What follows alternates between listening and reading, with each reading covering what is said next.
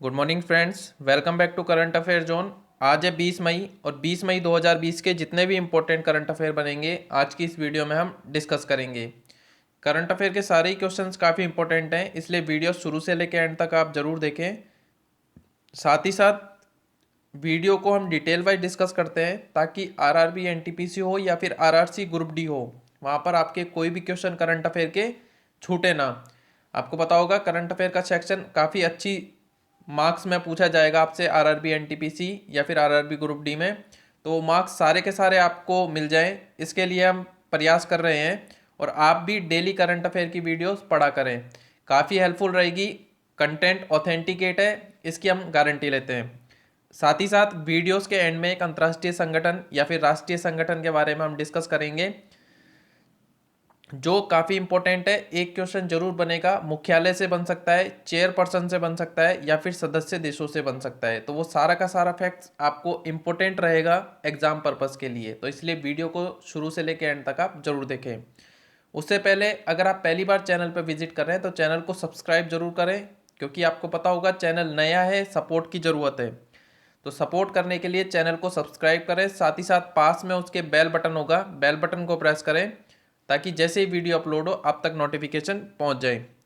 सबसे पहले बात करें कोरोना ग्राफ की, तो कोरोना ग्राफ में अमेरिका सबसे ऊपर बना हुआ है। आपने देखा होगा रशिया, स्पेन, ब्राज़ील, स्टार्टिंग के चार आपको याद रखने हैं।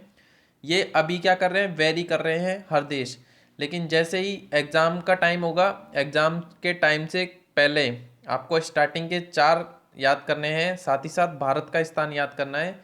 आरआरसी ग्रुप डी में इस तरह की क्वेश्चन पूछे जा सकते हैं। बात करें भारत की, तो भारत में अभी भी एक्टिव केसेस डेली मिल रहे हैं।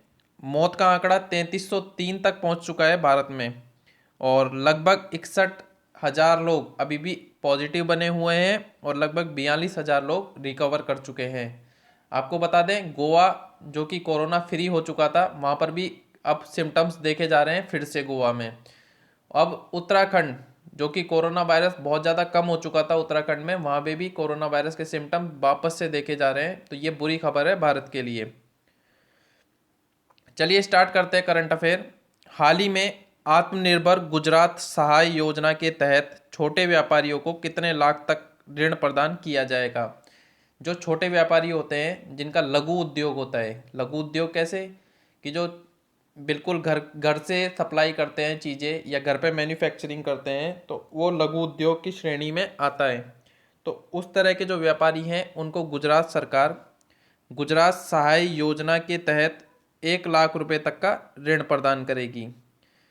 ये काफ़ी अच्छी पहल है, क्योंकि आपको पता होगा कोरोना वायरस के कारण जो लघु उद्योग है या फिर जो मध्यम उद्योग हैं उनका काम बिल्कुल ख़त्म हो चुका है। तो हाल ही में जो 20 लाख का पैकेज है, 20 लाख करोड़ का, तो वो भी उन व्यवसायों को एक शक्ति प्रदान करने के लिए सरकार के द्वारा दिया गया है। अब गुजरात की बात हो रही है, तो गुजरात इम्पोर्टेंट बना हुआ है। क्यों बना हुआ है कि कोरोना वायरस के सबसे ज़्यादा मरीज महाराष्ट्र और गुजरात और तमिलनाडु, तीन जगह पर सबसे ज़्यादा मरीज पाए गए हैं, सबसे ज़्यादा मौतें भी हुई हैं, इसलिए गुजरात, महाराष्ट्र और तमिलनाडु, इसको आप डिटेल में पढ़ कर जाएं। गुजरात इसलिए भी इम्पोर्टेंट है कि हाल ही में एसएससी सीजीएल का एग्जाम हुआ था, तो उसमें पूछा गया था क्वेश्चन कि माधवपुर मेला कहाँ आयोजित किया जाता है, तो वो किया जाता है गुजरात में किया आयोजित।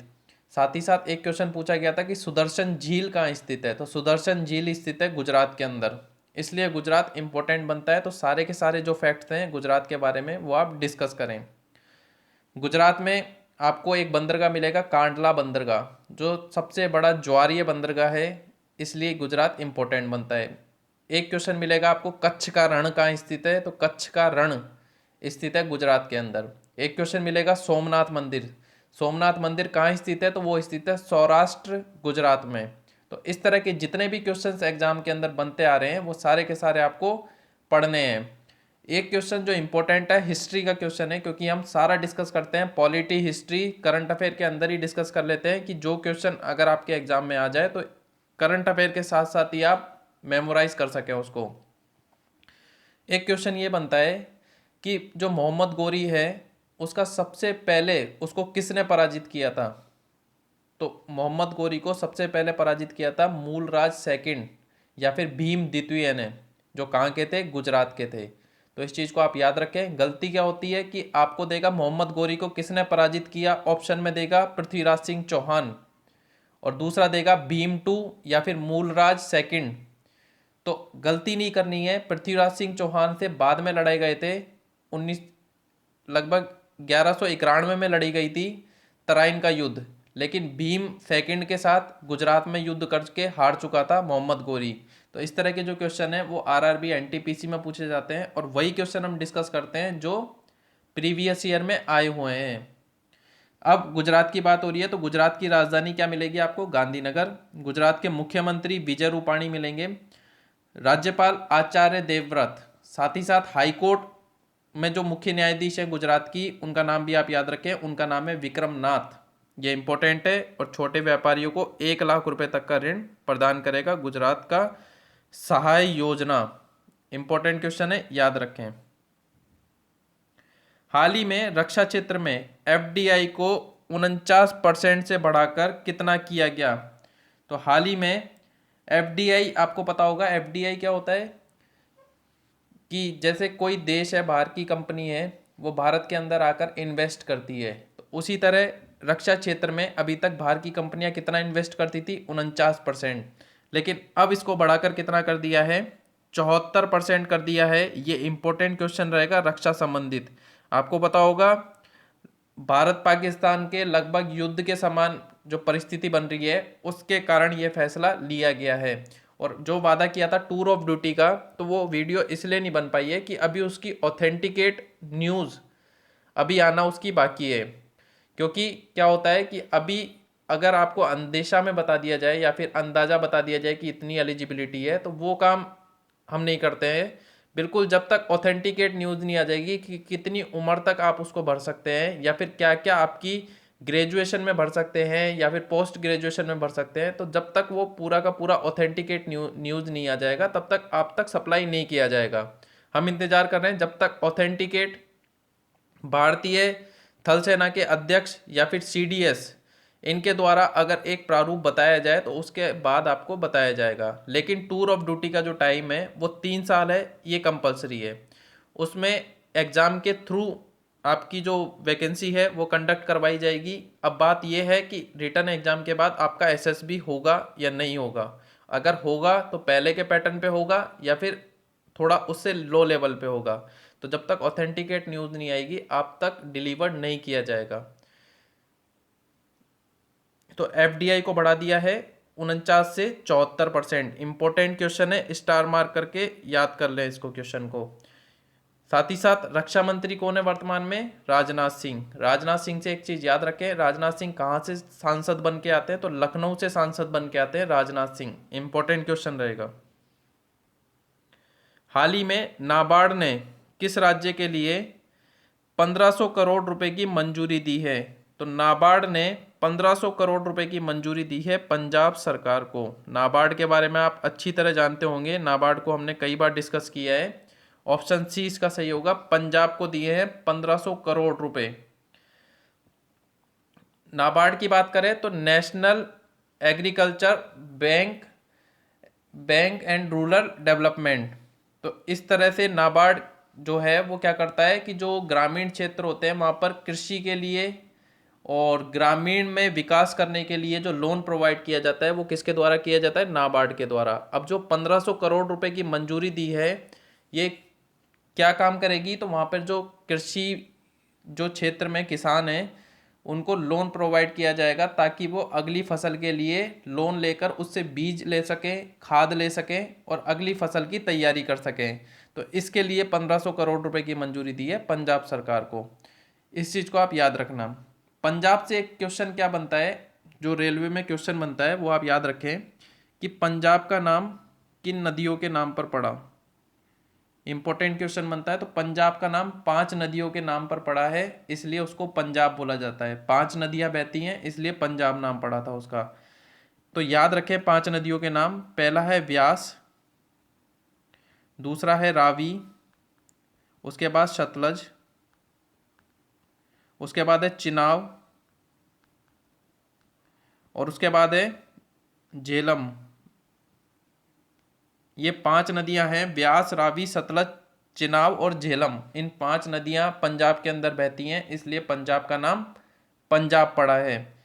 अब ये तो हुई बात पंजाब की। पंजाब की राजधानी क्या है? चंडीगढ़। चंडीगढ़ अलग से एक क्या है? यूनियन टेरिटरी भी है, इस चीज़ को आप याद रखें। मुख्यमंत्री कौन मिलेंगे? कैप्टन अमरिंदर सिंह। राज्यपाल कौन मिलेंगे? वीपी सिंह बदनौर, इनका नाम आप याद रखें। साथ ही साथ एक चीज और आप याद रखें पंजाब से, कि पंजाब से क्वेश्चन क्या बनता है कि पंजाब में जो स्वर्ण मंदिर है, स्वर्ण मंदिर है वो कहाँ स्थित है? तो वो स्थित है पंजाब में। और सिख गुरु जो पहले गुरु थे उनका नाम कई बार पूछा जाता है एग्जाम में, तो उनका नाम था गुरु नानक। एक गुरु पूछे जाते हैं 9वें गुरु, तो 9वें गुरु थे गुरु तेग बहादुर। साथ ही साथ आखिरी गुरु कौन से इनके? तो आखिरी गुरु थे गुरु गोविंद सिंह। उसके बाद इन्होंने धर्म ग्रंथ को ही अपना गुरु बनाया है। तो सारे के सारे जितने 10 गुरु हैं उनके बारे में आप पढ़कर जाएं, वहां से क्वेश्चन बन सकता है। गुरु गोविंद सिंह से क्वेश्चन ये बनता है कि सबसे पहले सिखों में सैन्य आर्मी या फिर सैन्य शक्ति किस गुरु ने बढ़ाई थी? तो गुरु गोविंद सिंह ने अपनी एक सैन्य शक्ति बढ़ाई थी या फिर एक फौज बनाई थी। तो इस चीज को आप याद रखें, इंपॉर्टेंट क्वेश्चन है। और नाबार्ड ने 1500 करोड़ रुपए की मंजूरी दी है पंजाब सरकार को। हाल ही में किस राज्य सरकार ने चरण पादुका पहल की शुरुआत की है? तो इंपॉर्टेंट क्वेश्चन है, सबसे पहले इंपॉर्टेंट लगा लें इस क्वेश्चन पे, इस तरह की क्वेश्चन एग्जाम में जरूर पूछे जाएंगे। तो चरण पादुका पहल की शुरुआत की है मध्य प्रदेश की सरकार ने। ऑप्शन सी इसका सही होगा, इंपॉर्टेंट क्वेश्चन रहेगा। चरण पादुका पहल क्या है कि आपको पता होगा, हाल ही में जो मजदूर पैदल जा रहे हैं अपने घरों की तरफ, या वो यूपी के हों या फिर बिहार के हों, तो उनके पैरों में कईयों के चप्पल तक नहीं है, तो उसके कारण ये पहल चलाई गई है मध्य प्रदेश में। और मध्य प्रदेश के किस शहर में? इटावा शहर में। अब ये पहल क्या है कि जो मजदूर जा रहे हैं जिनके पैरों में चप्पल नहीं है, तो उनको उनके पैरों में चप्पल प्रोवाइड करवाना ये सरकार की जिम्मेदारी बनाई गई है मध्य प्रदेश के द्वारा। तो उनको जो चप्पल या फिर जूते पहनाए जा रहे हैं वो पहनाए जा रहे हैं चरण पादुका पहल के संदर्भ में। तो इम्पोर्टेंट है मध्य प्रदेश के द्वारा। मध्य प्रदेश ने अभी तक कुछ योजनाएं हैं वो काफ़ी इम्पोर्टेंट चलाई हैं, वो एग्जाम में बन सकती हैं। पहली याद करें कि मुख्यमंत्री जन कल्याण संबल योजना, ये पहले चलाई थी शिवराज सिंह चौहान ने, लेकिन जैसे ही कमलनाथ सरकार बनी थी उन्होंने हटा दिया था। लेकिन फिर से शिवराज सिंह चौहान मुख्यमंत्री बने हैं तो उन्होंने फिर से ये योजना चलाई है। साथ ही साथ टॉप पेरेंट ऐप, इसका नाम आप याद रखें, ये इंपॉर्टेंट क्वेश्चन रहेगा एनटीपीसी के लिए। टॉप पेरेंट ऐप ये विद्यार्थियों के लिए चलाया था उन्होंने, टॉप पेरेंट ऐप। तो ये इंपॉर्टेंट है, स्टार मार्क करके इसको भी याद कर लीजिएगा। उसके बाद जीवन शक्ति योजना। जीवन शक्ति योजना क्या थी कि जो शहरी महिलाएं हैं वो मास्क बनाएंगी और सरकार उनसे मास्क खरीदेगी। कितने रुपए में खरीदेगी? 11 रुपए में, ताकि उनका भी रोजगार चल सके और जो रोजी रोटी है वो कमा सके। तो ये है मध्य प्रदेश की योजना। मध्य प्रदेश में आपको राजधानी मिलेगी भोपाल, मुख्यमंत्री मिलेंगे शिवराज सिंह चौहान, राज्यपाल मिलेंगे लालजी टंडन, और जो मध्य प्रदेश की हाईकोर्ट है उसके न्यायाधीश मिलेंगे अजय कुमार मित्तल। ये सारा का सारा पीडीएफ में मेंशन मिलेगा, जो कि हमारे व्हाट्सएप ग्रुप पे अपलोड कर दी जाती है। हाल ही में बिसलरी ने किस कंपनी के साथ समझौता किया है? तो बिसलरी जो आपने देखा होगा जिसकी बोतल आती है पानी की, तो उस कंपनी ने समझौता किया है जोमेटो के साथ। जोमेटो के साथ समझौता किया है, ऑप्शन 20 का सही होगा, इंपॉर्टेंट रहेगा। अब बात करें जोमेटो की, तो जोमेटो से भी आप 3 चीज़ें याद रखें। जोमेटो की स्थापना कब हुई थी? 2008 में। जोमेटो का मुख्यालय कहाँ है? गुड़गांव में। यहीं पर इसकी स्थापना भी हुई थी और यहीं इसका मुख्यालय है। गुड़गांव बोले या फिर नया नाम बोले गुरुग्राम। साथ ही साथ सीईओ कौन है इसके? तो सीईओ इंपॉर्टेंट हैं, सीईओ हैं दीपेंद्र गोयल, संस्थापक भी थे दीपेंद्र गोयल, वर्तमान में सीईओ भी हैं। याद रखें, इंपॉर्टेंट रहेगा क्वेश्चन। हाल ही में Wuhan diary dispatches from a quarantine city नामक पुस्तक किसके द्वारा लिखी गई है? 2020 की सबसे इम्पोर्टेंट पुस्तक लिखी गई है और करंट में जो चल रहा है उसमें सबसे ज़्यादा इम्पोर्टेंट पुस्तक बनती है ये। तो Wuhan diary dispatches from a quarantine city नामक पुस्तक लिखी है फांग फांग ने। अब आपको लगेगा ये कौन है, तो ये एक चीनी लेखक हैं, महिला लेखक है, चीनी लेखिका, जिनका नाम है फांग फांग, जिन्होंने ये लिखी है वुहान डायरी। काफ़ी इम्पोर्टेंट है, वर्तमान के परिप्रेक्ष्य में सबसे ज़्यादा इम्पोर्टेंट जो पुस्तक बनती है उसका नाम है ये। तो ये हैं फांग फांग, जो चाइनीज़ लेखक हैं जिन्होंने ये पुस्तक लिखी है, और ये पुस्तक ये है वुहान डायरी। आप देख सकते हैं फांग फांग। आपको याद क्या करना है, आपको ये भी याद करना है, जो आप देख रहे होंगे नीचे ये लिख रहा है ट्रांसलेटेड बाय माइकल बेरी। इनका नाम भी आप याद रखें, एग्जाम में क्वेश्चन घुमा के पूछ सकता है कि जो वुहान डायरी पुस्तक है, क्योंकि उन्होंने चाइनीज़ भाषा में लिखी होगी लेकिन उसका इंग्लिश में ट्रांसलेशन किसने किया है, माइकल बेरी ने। इम्पोर्टेंट है, याद रखें। हाल ही में भारत सरकार ने 30,000 कोविड-19 टेस्ट किट किस देश को प्रदान किए हैं? तो भारत सरकार ने 30,000 कोविड-19 टेस्ट किट प्रदान किए हैं नेपाल की सरकार को। और वर्तमान में नेपाल काफ़ी इम्पोर्टेंट बना हुआ है, क्योंकि नेपाल के साथ भारत का एक विवाद है, काला पानी विवाद। जो काला पानी विवाद है वो भारत का नेपाल के साथ है, साथ ही साथ चाइना के बॉर्डर से भी वो नदी है काला पानी, तो उसका विवाद चल रहा है। तो साथ ही साथ ये चीज़ और आप याद रखें कि उस विवाद के कारण भारत और नेपाल में आपस में एक तनाव का माहौल है, इसलिए नेपाल इम्पोर्टेंट बनता है। लेकिन उसके बाद भी भारत ने 30,000 कोविड-19 किट नेपाल देश को प्रदान की है। अब नेपाल की बात करें तो नेपाल की राजधानी है काठमांडू। नेपाल में जो मुद्रा है वो है नेपाली रुपया। राष्ट्रपति मिलेंगे आपको विद्या देवी भंडारी, प्रधानमंत्री मिलेंगे केपी शर्मा ओली, और राष्ट्रीय पशु क्या मिलेगी आपको, नेपाल की गाय। इम्पोर्टेंट रहेगा नेपाल के बारे में। साथ ही साथ नेपाल की जो राजधानी है काठमांडू, वहाँ पे आपको एक मुख्यालय मिलेगा, जो किसका मुख्यालय है, शार्क का। इम्पोर्टेंट है, हमने वीडियो भी अपलोड करी है, आप जाके देख सकते हैं कि शार्क की वीडियो हमारे एक प्लेलिस्ट में पड़ी होगी। अब नेपाल को दिए हैं 30,000 किट, तो इम्पोर्टेंट है, याद रखें, स्टार मार्क कर लें। इससे पहले जो दवाइयाँ हैं वो अमेरिका को दी हैं, ब्राज़ील को दी हैं, और ऐसे 23 कंट्रियों को भारत ने जो मलेरिया की दवाई है वो प्रोवाइड करी है, हाइड्रोक्लोरोक्विनीन। तो इम्पोर्टेंट है, याद रखें। हाल ही में किस राज्य ने कृषि व्यवस्था को मजबूत करने के लिए 3 अध्यादेश लाने का फैसला किया है? तो आपने देखा होगा जो राज्य हैं वहाँ पर कृषि व्यवस्था इकोनॉमिकली काफ़ी डाउन हो चुकी है कोरोना वायरस के लॉकडाउन के कारण। तो उस कृषि अर्थव्यवस्था को मजबूत करने के लिए 3 अध्यादेश लाने का फैसला किया है ओडिशा की सरकार ने। काफ़ी टाइम बाद ओडिशा सुर्खियों में बना है, और ओडिशा और पश्चिम बंगाल में अभी एक तूफान आ रहा है जिसका नाम क्या है, अम्फान। और 2019 में एक तूफान आया था हुदहुद। दोनों का नाम इम्पोर्टेंट है, पूछ सकता है कि जो हुदहुद तूफान आया था वो किस साल में आया था। तो 2019 में आया था हुदहुद, और 2020 में आया है अम्फान। दोनों इम्पोर्टेंट है। कहाँ आया है, पश्चिम बंगाल में, बंगाल की खाड़ी की तरफ से। तो ये है ओडिशा में। इस क्वेश्चन का करें तो 3 अध्यादेश लाने का फैसला किया है ओडिशा की सरकार ने। राज्य कौन सा मिलेगा, ओडिशा। राजधानी कौन सी मिलेगी, भुवनेश्वर। मुख्यमंत्री मिलेंगे नवीन पटनायक, राज्यपाल मिलेंगे गणेशी लाल। साथ ही साथ जो हाईकोर्ट है ओडिशा की, उसके मुख्य न्यायाधीश मिलेंगे मोहम्मद रफ़ीक। अब इम्पोर्टेंट क्या है, राष्ट्रीय उद्यान इम्पोर्टेंट है ओडिशा के। तो सिमलीपाल नेशनल पार्क मिलेगा आपको ओडिशा के अंदर, इम्पोर्टेंट है सिमलीपाल। सिमलीपाल बहुत ज़्यादा एग्जाम में पूछा जाता है सिमलीपाल के बारे में। सिमलीपाल नेशनल पार्क मिलेगा आपको ओडिशा में। सतकोसिया टाइगर पार्क आपको मिलेगा, या टाइगर रिजर्व आपको मिलेगा ओडिशा में। साथ ही साथ एक मिलेगी आपको चिल्का लेक, चिल्का लेक। तो ये विश्व की, या फिर विश्व की नहीं कहेंगे, भारत की सबसे बड़ी लैगून झील है। लैगून झील क्या होती है, जो समुंदर के पानी से बनने वाली झील होती है उसको बोलते हैं लैगून झील।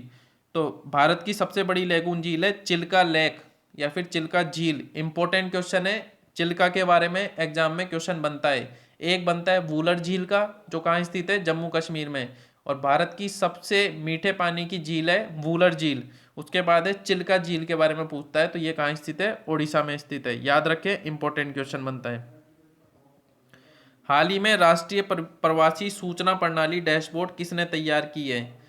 तो सूचना प्रणाली आपको पता होगा, जो मजदूर जा रहे हैं एक राज्य से दूसरे राज्य में, तो उनकी एक सूचना प्रणाली बनाई गई है, जो किसके द्वारा बनाई गई है, एनडीएमए के द्वारा। इंपॉर्टेंट क्वेश्चन रहेगा ये भी। एनडीएमए की फुल फॉर्म क्या है, national disaster management authority. NDMA की फुल फॉर्म है नेशनल डिजास्टर मैनेजमेंट अथॉरिटी, जो एक प्रवासी सूचना प्रणाली बना रही है एक डैशबोर्ड के द्वारा। जो प्रवासी मजदूर हैं एक जगह से दूसरे जगह जा रहे हैं, लगभग 8 करोड़ प्रवासी मजदूर हैं जो एक जगह से दूसरे जगह पर जाएंगे। पिछले 24 घंटे में लगभग 21 लाख लोगों को ट्रेनों की मदद से एक राज्य से दूसरे राज्य में भेजा गया है। इस चीज़ को भी आप याद रखें। हाल ही में वीडियो के जरिए केवाईसी स्वीकार करने वाला पहला बैंक कौन बना है? तो वीडियो के जरिए केवाईसी स्वीकार करने वाला पहला बैंक बना है Kotak Mahindra bank. Important question है, इस तरह की क्वेश्चन एग्जाम में बनते हैं। ऑप्शन सी इसका सही होगा। कोटक महिंद्रा बैंक में वीडियो के जरिए केवाईसी करवाई जाती है। ये स्टार्ट करी है कि कोटक महिंद्रा बैंक में।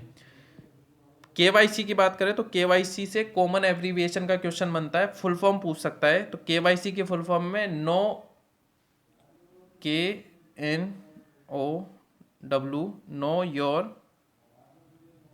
कस्टमर, तो ये है केवाईसी की फुल फॉर्म। याद रखना इंपॉर्टेंट है।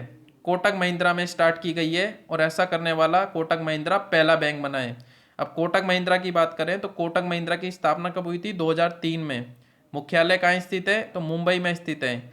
सीईओ कौन है? उदय कोटक इसके सीईओ हैं। साथ ही साथ टैगलाइन आप याद करें कोटक महिंद्रा की कि लेट्स मेक मनी सिंपल, इसकी टैगलाइन है, जो कि इंपॉर्टेंट बनती है।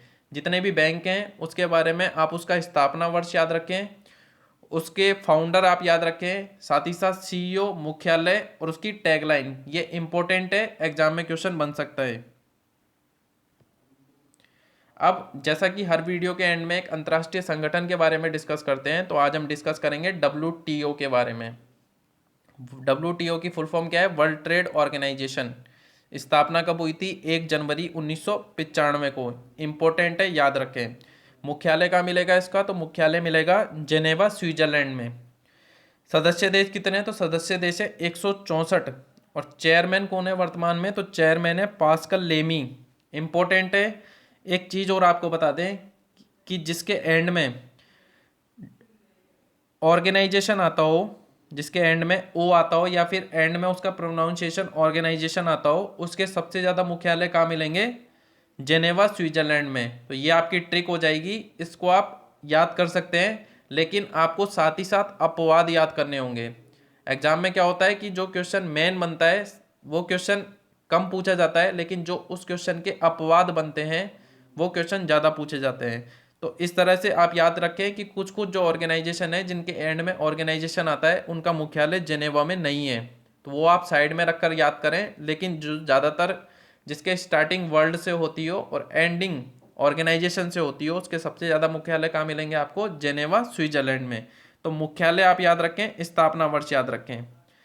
सदस्य देश नहीं पूछेगा WTO के, फिर भी आपको याद रखने हैं। साथ ही साथ चेयरमैन के बारे में नहीं पूछ सकता। मैन जो होता है वो किसके बारे में पूछेगा आपसे? चेयरमैन के बारे में वर्ल्ड बैंक से पूछेगा, IMF से पूछेगा, ADB से पूछेगा, यूनाइटेड नेशन से पूछेगा। तो इस तरह की क्वेश्चन एग्जाम में ज़्यादातर मिलेंगे। तो WTO के बारे में आप फर्दर याद कर सकते हैं, वर्ल्ड ट्रेड ऑर्गेनाइजेशन के बारे में। इंपॉर्टेंट है, याद रखें। अगर आपको वीडियो पसंद आई तो वीडियो को लाइक ज़रूर करें। साथ ही साथ अगर आपका कोई स्टडी ग्रुप है तो उसमें वीडियो को शेयर किया करें। और अभी तक आपने अगर चैनल को सब्सक्राइब नहीं किया है तो चैनल को सब्सक्राइब करें। साथ ही साथ मोटिवेशन और सपोर्ट दिया करें और कमेंट बॉक्स में कमेंट किया करें कि आपको वीडियो कैसी लगी। अगर आपको इसमें कोई इंप्रूवमेंट करवानी है तो आप कमेंट बॉक्स में बता सकते हैं कि वीडियो में किस तरह से इंप्रूवमेंट करनी है, तो हम प्रयास करेंगे उस तरह से इंप्रूवमेंट कर सकें। तो मिलते हैं नेक्स्ट वीडियो में, तब तक के लिए जय हिंद, जय भारत।